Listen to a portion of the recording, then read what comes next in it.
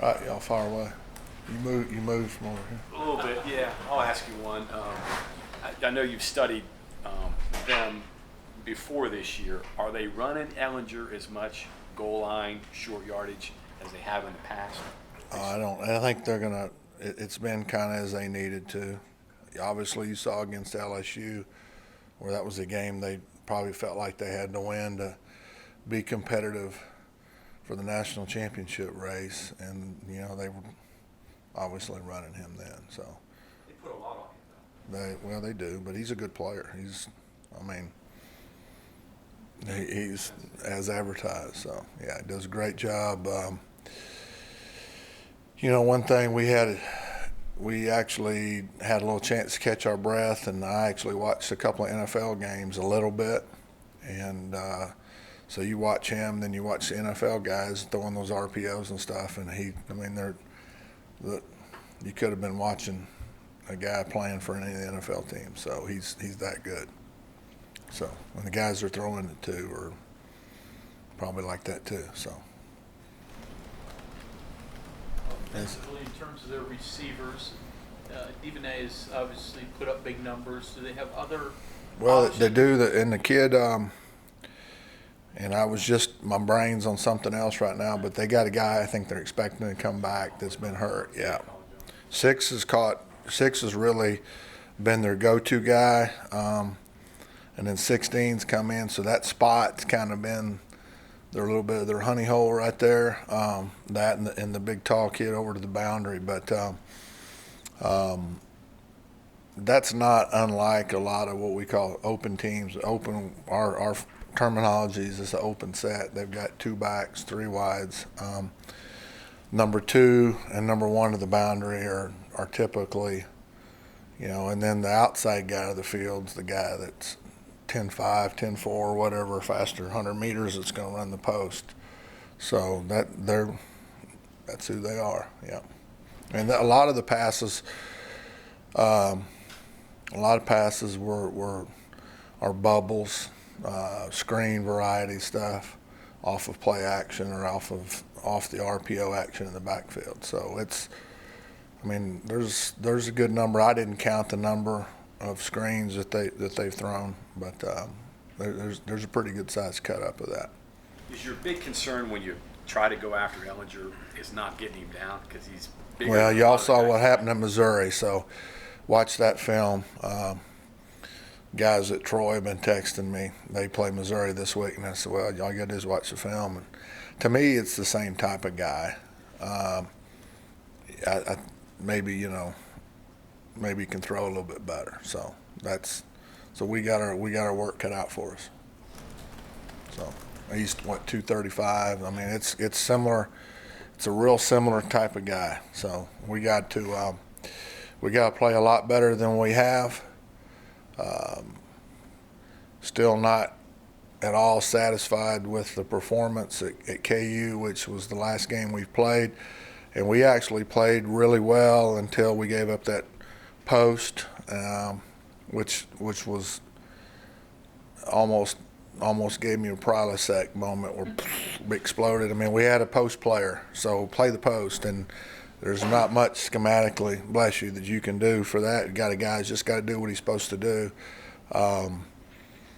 And then that last drive, we didn't against KU, we didn't put our foot on the throat anywhere like we need to. And we played some guys that went in there and didn't play hard as they need to, and there was a lot of reason to be upset with our performance that last part of the fourth quarter.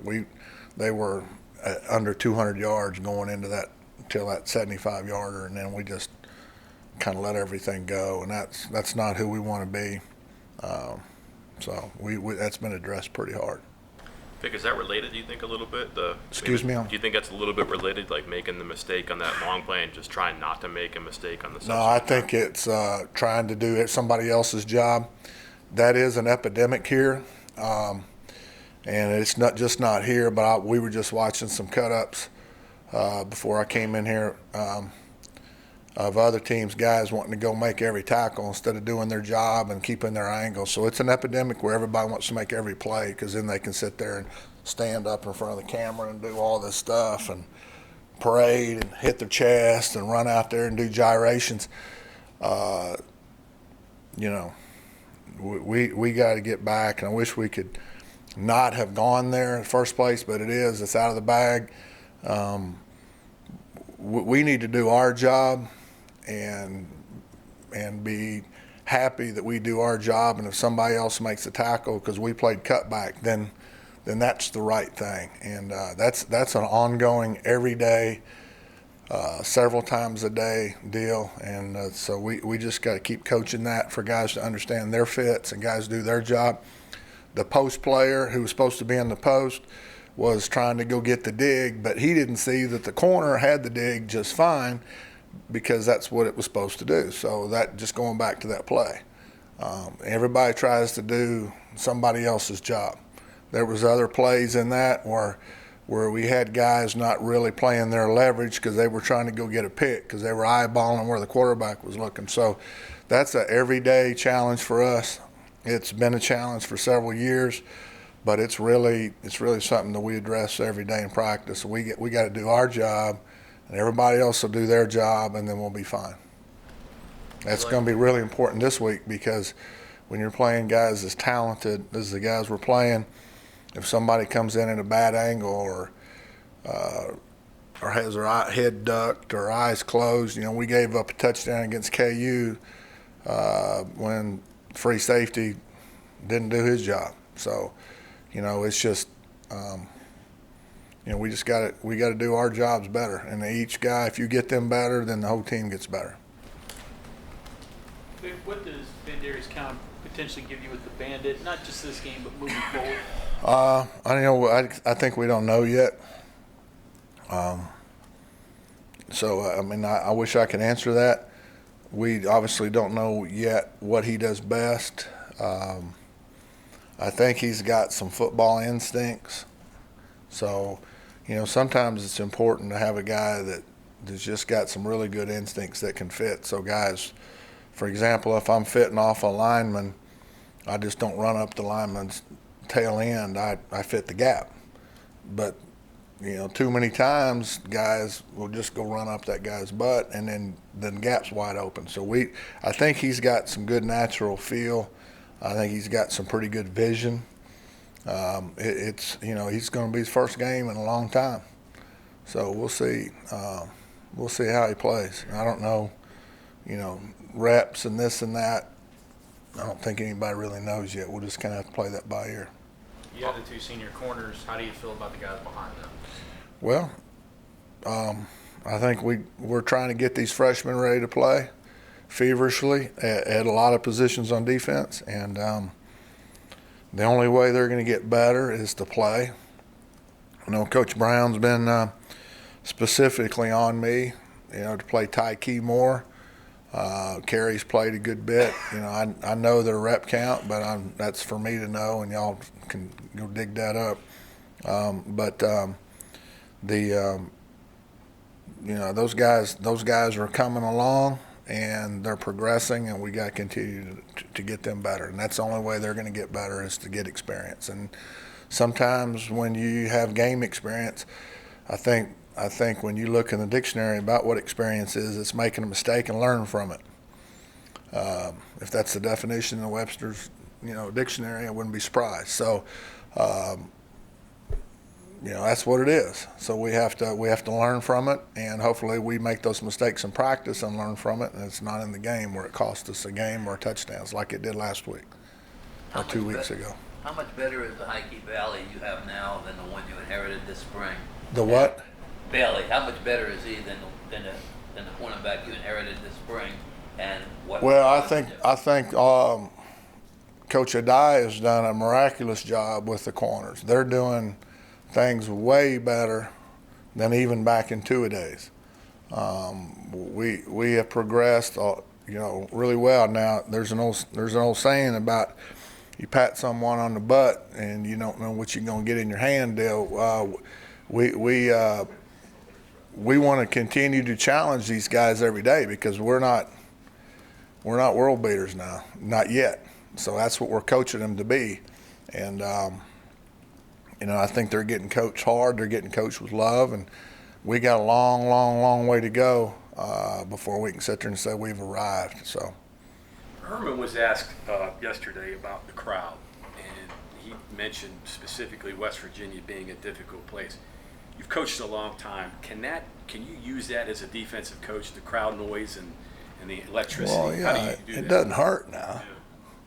It definitely doesn't You hurt. got an experienced quarterback. And They do, and they've been in a lot of. It isn't like it's his first rodeo, I mean, he's using these good Texas terms now. I'm sure he's ridden some broncs before. I think that I think that's not going to bother him. I think they've been in Oklahoma. That next week they're going to the Red River rivalry deal. They've been through that.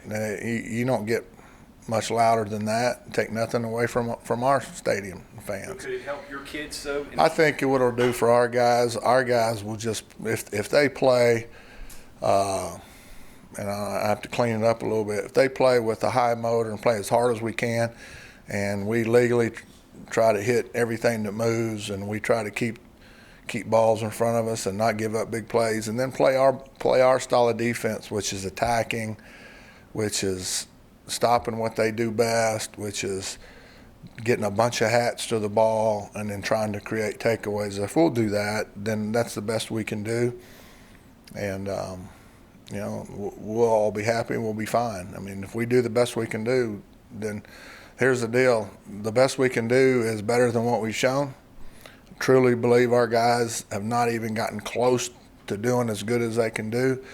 We have got a lot of execution issues we still have to clean up.